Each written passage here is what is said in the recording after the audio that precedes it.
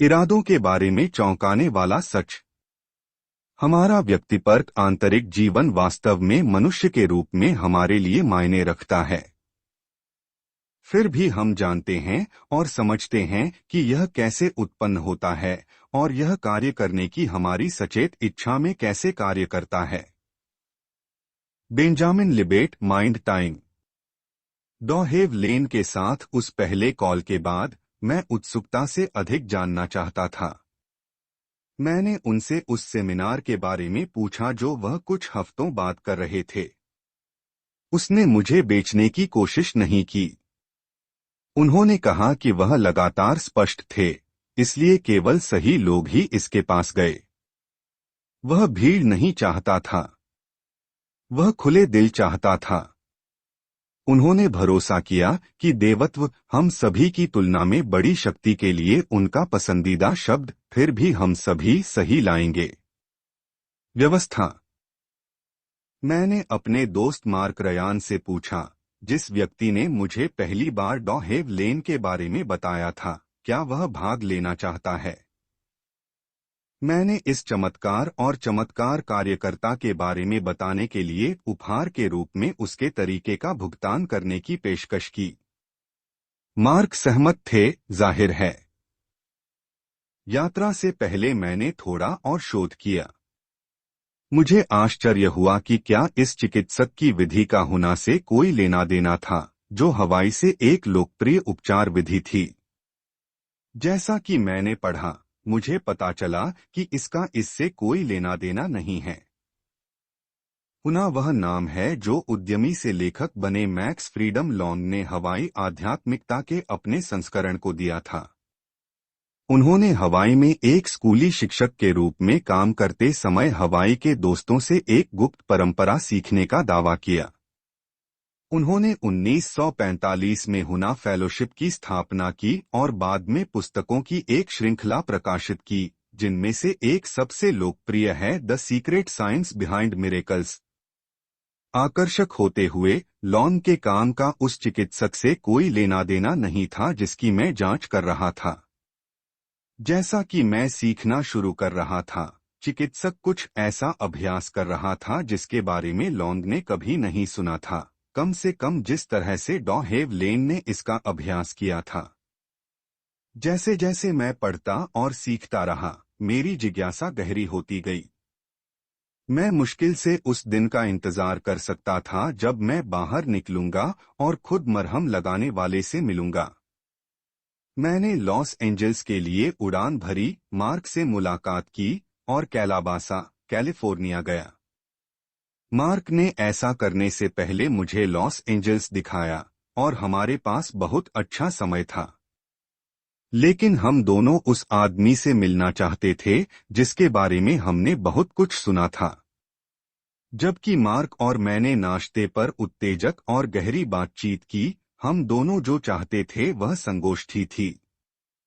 जब हम event room में गए तो हमें करीब 30 लोगों की लाइन मिली। मैं अपने पैर की उंगलियों पर खड़े होने की कोशिश करता रहा ताकि मैं हर किसी के सिर पर देख सकूं।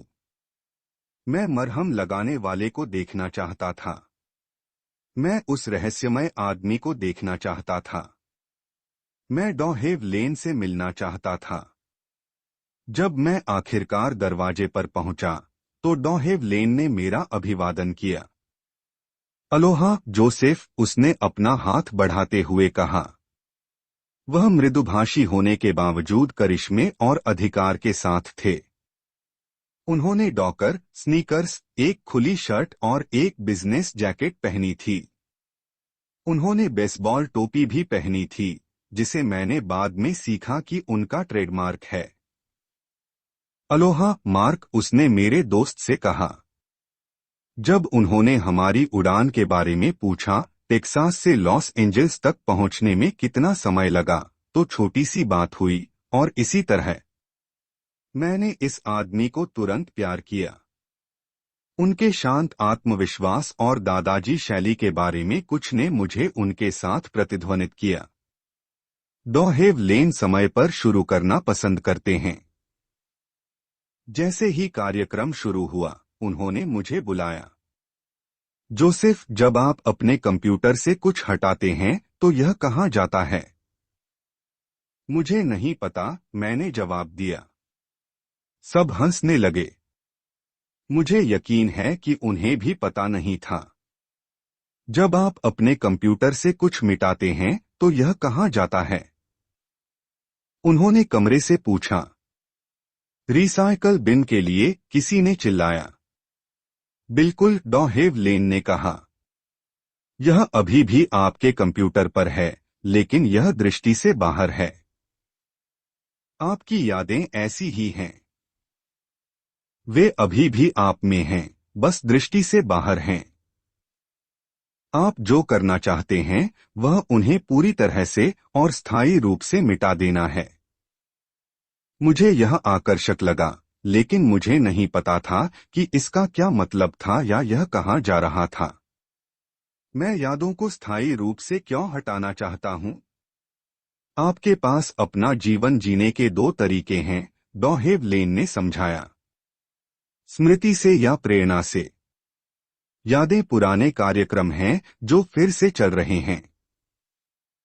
प्रेरणा वह परमात्मा है जो आपको संदेश दे रहा है। आप प्रेरणा से आना चाहते हैं। ईश्वर को सुनने और प्रेरणा देने का एकमात्र तरीका सभी यादों को साफ करना है। केवल एक चीज जो आपको करनी है वह है साफ। डॉ हेवलेन ने यह समझाने में बहुत समय बिताया कि कैसे परमात्मा हमारी शून्य अवस्था है। यह वह जगह है जहां हमारे पास शून्य सीमाएं हैं। कोई यादें नहीं, कोई पहचान नहीं, परमात्मा के सिवा कुछ नहीं। हमारे जीवन में हमारे पास शून्य सीमा की स्थिति का दौरा करने के क्षण होते हैं, लेकिन ज्यादातर समय हमारे पास कचरा होता है, जिसे वह यादें कहते हैं, बाहर खेल रहा है। जब मैं मानसिक अस्पताल में काम करता था और पेशेंट्स के चार्ट देखता था, उन्होंने हमें बताया, मुझे अपने अंदर दर्द महसूस होगा। यह एक साझा स्मृति थी। यह एक ऐसा कार्यक्रम था जिसने रोगियों को उस तरह से कार्य करने का कारण बना दिया जिस तरह से उन्होंने किया था। उनका कोई नियंत्रण नहीं था। वे एक प्रोग्राम में फंस गए थे। जैसा कि मैंने कार्यक्रम को महसूस किया, मैंने सफाई की। सफाई आवर्ती विषय बन गया। उन्होंने हमें सफाई करने के कई तरीके बताए, जिनमें से अधिकांश मैं यहाँ नहीं समझा सकता क्योंकि वे विश्वसनीय हैं। आपको उन सभी को सीखने के लिए एक होपोनोपोनो कार्यशाला में भाग लेना होगा। www.hoponopono.org देखें। हेवलेन की सफाई की विधि सबसे अधिक उपयोग की जाती है और अभी भी उपयोग की जाती है, और जिसे मैं आज उपयोग करता हूँ। केवल 4 कथन हैं जिन्हें आप बार बार बिना रुके उन्हें परमात्मा को संबोधित करते हुए कहते हैं। मैं तुमसे प्यार करता हूँ, मुझे खेद है। कृपया मुझे माफ कर दें। धन्यवाद। जैसा कि हम इस पहले सप्ताहांत की घटना से गुजरे, वाक्यांश आई लव यू मेरी मानसिक बातचीत का हिस्सा बन गया। जैसे ही कभी कभी आप अपने सिर में एक गीत बजाकर जागते हैं, मैं अपने सिर में आई लव यू सुनकर जाग जाता हूँ। चाहे मैंने जानबूझकर यह कहा हो या नहीं, यह वहां था। यह एक सुंदर एहसास था। मुझे नहीं पता था कि यह कुछ भी कैसे साफ कर रहा था, लेकिन मैंने इसे वैसे भी किया। मैं तुमसे प्यार करता हूँ किसी भी तरह, आकार या रूप में बुरा कैसे हो सकता है? घटना में एक बिंदु पर डॉ हेवलेन ने फिर से मुझे निशाना बनाया। उसने पूछा, यूसुफ, तुम कैसे जानते हो कि कोई चीज स्मृति है या प्रेरणा? मुझे सवाल समझ में नहीं आया और मैंने ऐसा कहा, आप कैसे जानते हैं कि कैंसर से पीड़ित किसी व्यक्ति ने इसे खुद को दिया है या यह उन्हें उनकी मदद करने के लिए एक चुनौती के रूप में ईश्वर द्वारा दिया गया था? मैं एक पल के लिए चुप हो गया। मैंने प्रश्न को संसाधित करने की कोशिश की। आप कैसे जानते हैं कि कोई घटना आपके अपने मन से है या परमात्मा के मन से है? मुझे नहीं पता, मैंने जवाब दिया। और मैं भी नहीं, डॉ हेवलेन ने कहा। और यही कारण है कि आपको लगातार साफ साफ स्वच्छ करना होगा। आपको किसी भी चीज और हर चीज को साफ करना होगा, क्योंकि आपको पता नहीं है कि स्मृति क्या है और इंस्पिरेशन क्या है। आप शून्य सीमा वाले स्थान पर पहुंचने के लिए सफाई करते हैं, जो शून्य स्थिति है। डॉ हेवलेन कहते हैं कि हमारे दिमाग में दुनिया का एक छोटा सा दृष्टिकोण है, और वह दृष्टिकोण न केवल अधूरा है बल्कि गलत भी है। मैंने इस अवधारणा को तब तक नहीं खरीदा जब तक कि मैंने गाय क्लैक्सटन द्वारा पुस्तक द वेवर्ड माइंड नहीं उठाया। इसमें क्लेक्सटन उन प्रयोगों के बारे में लिखते हैं जो साबित करते हैं कि हमारे दिमाग हमें बताते हैं कि जानबूझकर ऐसा करने का निर्णय लेने से पहले हमें क्या करना है। बेंजामिन लिबेट नामक एक न्यूरोसाइंटिस्ट ने लोगों को इलेक्ट्रोएन्सेफलोग्राम ईईजी मशीन से जोड़ा, जिसने दिखाया कि उनके दिमाग में क्या हो रहा था। इससे पता चला कि व्यक्ति के पास कुछ करने का सचेत इरादा होने से पहले मस्तिष्क की गतिविधि में वृद्धि हुई, यह सुझाव देते हुए कि इरादा बेहोश से आया था और फिर सचेत जागरूकता में प्रवेश किया। क्लेक्सटन लिखते हैं कि लिबेट ने पाया कि आंदोलन शुरू होने से पहले 1 सेकंड के लगभग 5वें हिस्से में स्थानांतरित करने का इरादा दिखाई दिया, लेकिन यह कि मस्तिष्क में गतिविधि की वृद्धि मजबूती से इरादे से 1 सेकंड के 1/3 के बारे में दिखाई दी।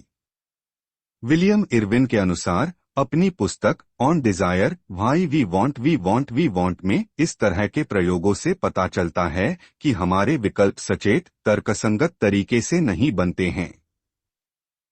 इसके बजाय वे हमारे अचेतन मन से बुलबुले उठते हैं, और जब वे अंतः चेतना की सतह पर पहुंचते हैं तो हम उनका स्वामित्व लेते हैं। और बेंजामिन लिबेट, जो विवादास्पद और प्रकट करने वाले प्रयोगों को चलाता था, ने अपनी पुस्तक माइंड टाइम में लिखा, कार्य करने के इरादे की अनजान उपस्थिति को जानबूझकर नियंत्रित नहीं किया जा सकता था। मोटर एक्ट में केवल इसकी अंतिम समाप्ति को जानबूझकर नियंत्रित किया जा सकता है। दूसरे शब्दों में, इस पुस्तक को लेने का आग्रह ऐसा लग सकता है कि यह आपकी सचेत पसंद से आया है, लेकिन वास्तव में आपके मस्तिष्क ने पहले इसे लेने के लिए एक संकेत भेजा और फिर आपके जागरूक मन ने एक घोषित इरादे के साथ अनुसरण किया।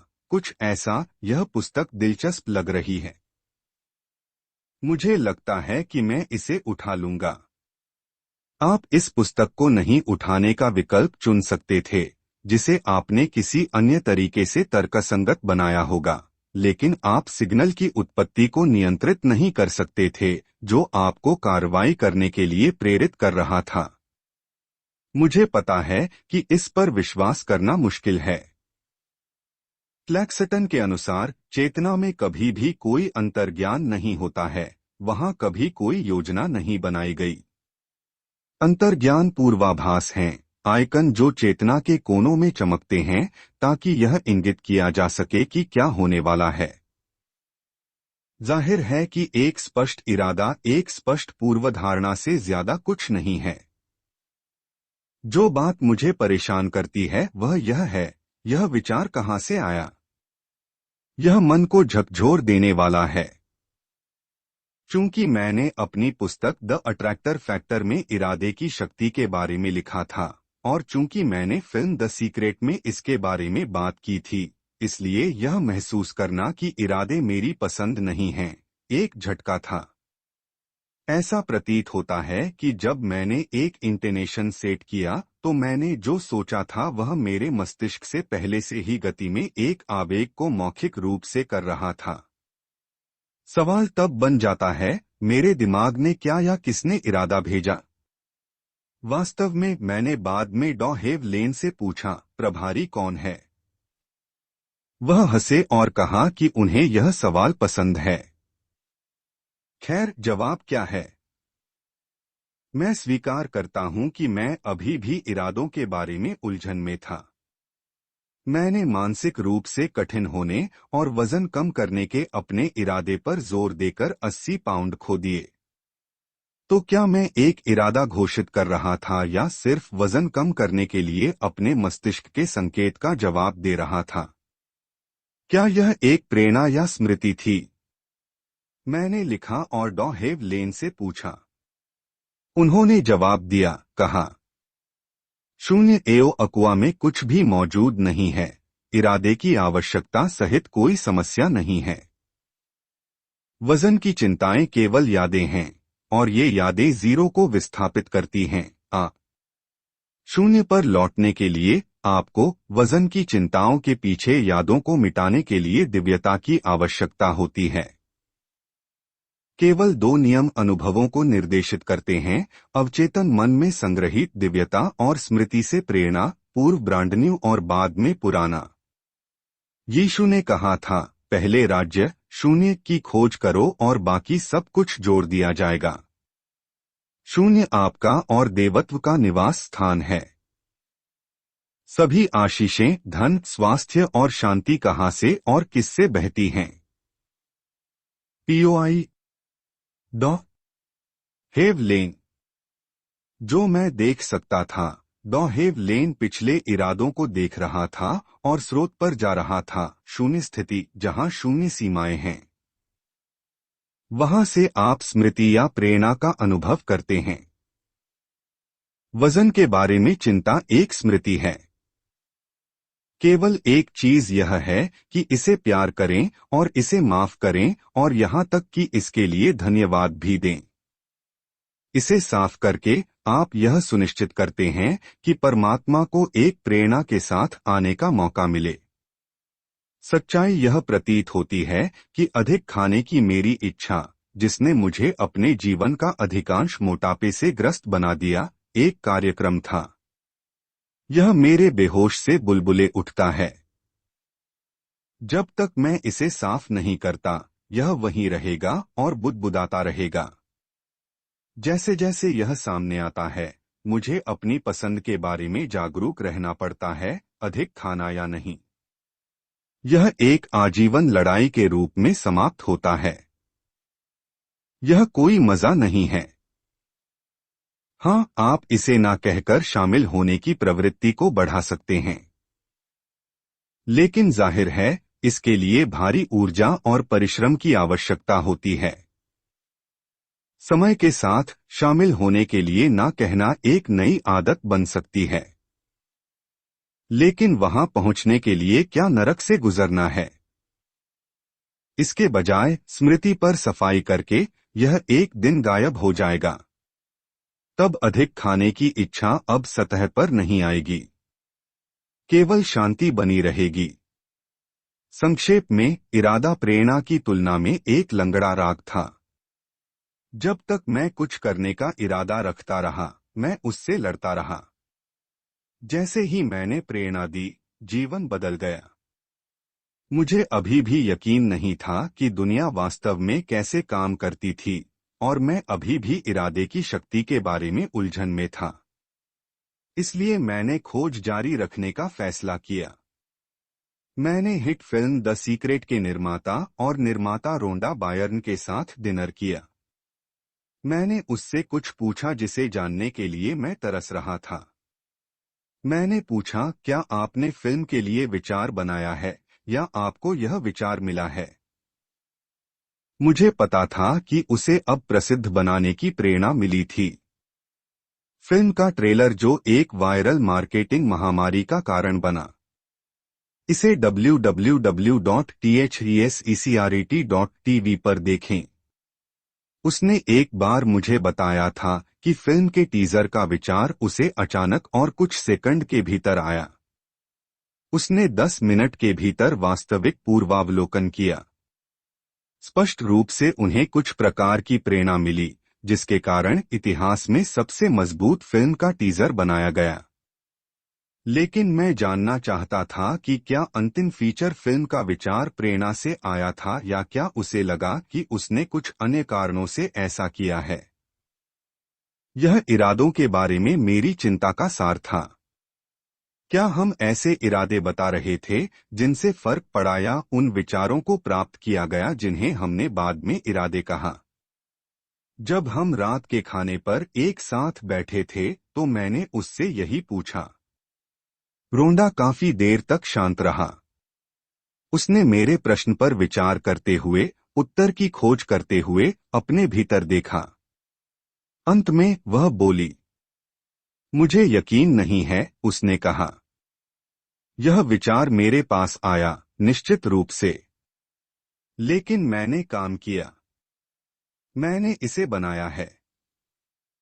इसलिए मैं कहूंगा कि मैंने इसे संभव बनाया। उसका जवाब प्रकट हो रहा था। यह विचार उसके पास आया, जिसका अर्थ है कि यह उसे एक प्रेरणा के रूप में आया। चूंकि फिल्म इतनी शक्तिशाली है, इतनी अच्छी तरह से की गई है और इतनी शानदार ढंग से विपणन की गई है, इसलिए मैं केवल विश्वास कर सकता हूं कि यह सब दिव्य है। हाँ, काम करना था और रोंडा ने यह किया। लेकिन यह विचार स्वयं एक प्रेरणा के रूप में आया। यह दिलचस्प है कि फिल्म के कई महीनों तक रिलीज होने और इसके ऐतिहासिक अनुपात तक पहुंचने के बाद रोंडा ने इसमें सभी सितारों को एक ईमेल भेजा, जिसमें कहा गया कि फिल्म का अब अपना एक जीवन है। इरादे बताने के बजाय वह कॉल का जवाब दे रही थी और अवसरों का लाभ उठा रही थी। एक किताब आ रही थी। लैरी किंग फिल्म में विचारों के आधार पर 2 भाग का विशेष काम कर रहे थे। एक ऑडियो संस्करण सामने आ रहा था। सीक्वल पर काम चल रहा था। जब आप शून्य अवस्था से आते हैं, जहां शून्य सीमाएं होती हैं, तो आपको इरादों की आवश्यकता नहीं होती है। आप बस प्राप्त करते हैं और कार्य करते हैं। और चमत्कार होते हैं। हालांकि आप प्रेरणा को रोक सकते हैं। रोंडा फिल्म बनाने के लिए आग्रह करने वाले नब को ना कह सकता था। ऐसा लगता है कि यह वह जगह है जहां स्वतंत्र इच्छा खेल में आती है। जब कुछ करने का विचार आपके दिमाग में प्रकट होता है, या तो इंस्पिरेशन या मेमोरी से आता है, आप उस पर कार्य करना चुन सकते हैं या नहीं, अगर आप आवेग से अवगत हैं। जेफरी श्वार्ट्ज के अनुसार उनकी शक्तिशाली पुस्तक the mind and the brain में आपकी सचेत इच्छा, आपकी चुनने की शक्ति आपके अचेतन में शुरू होने वाले आवेग को वीटो कर सकती है। दूसरे शब्दों में, आपको इस पुस्तक को लेने का आवेग मिल सकता है, लेकिन यदि आप ऐसा करना चाहते हैं तो आप उस आवेग को ओवरराइड कर सकते हैं। यह स्वतंत्र इच्छा है या, जैसा कि श्वार्ट्ज ने इसे लिखा है, स्वतंत्र नहीं होगा। वह लिखता है कि बाद के वर्षों में उन्होंने लिबेट इस धारणा को अपनाया कि स्वतंत्र इच्छा मस्तिष्क से बुदबुदाने वाले विचारों के लिए एक द्वारपाल के रूप में कार्य करती है और इसके नैतिक निहितार्थों को नजरअंदाज नहीं करती है। विलियम जेम्स, पौराणिक मनोवैज्ञानिक, ने महसूस किया कि कुछ करने के आवेग के बाद और वास्तव में ऐसा करने से पहले स्वतंत्र इच्छा हुई। फिर आप इसके लिए हाँ या नहीं कह सकते हैं। विकल्प देखने के लिए माइंडफुलनेस की आवश्यकता होती है। डॉ हेव लेन मुझे जो सिखा रहे थे, वह सभी विचारों को लगातार साफ करके था, चाहे प्रेरणा या स्मृति। मैं उस पल में क्या सही था, यह चुनने में बेहतर होगा। मैंने यह देखना शुरू किया कि मेरा वजन कम हो गया क्योंकि मैंने स्मृति या आदत का पालन नहीं करना चुना जो मुझे अधिक खाने और कम व्यायाम करने के लिए प्रेरित कर रहा था। उन योजक आवेगों का पालन न करने का चयन करके मैं अपनी स्वतंत्र इच्छा में लात मार रहा था या मुक्त नहीं होगा। दूसरे शब्दों में, अधिक खाने का आग्रह एक स्मृति थी, प्रेरणा नहीं। यह एक कार्यक्रम से आया था, परमात्मा से नहीं। मैं कार्यक्रम को अनदेखा कर रहा था या इसे ओवरराइड कर रहा था। हेव लेन को एक बेहतर दृष्टिकोण के रूप में सुझाव देना होगा कि कार्यक्रम को तब तक प्यार करें जब तक कि यह भंग न हो जाए और जो कुछ बचा रहा वह देवत्व था। मुझे अभी भी यह सब समझ में नहीं आया, लेकिन मैं सुन रहा था और कुछ भी रद्द नहीं करने का विकल्प चुन रहा था क्योंकि यह नया था। मुझे नहीं पता था कि मेरे लिए आगे क्या होने वाला है।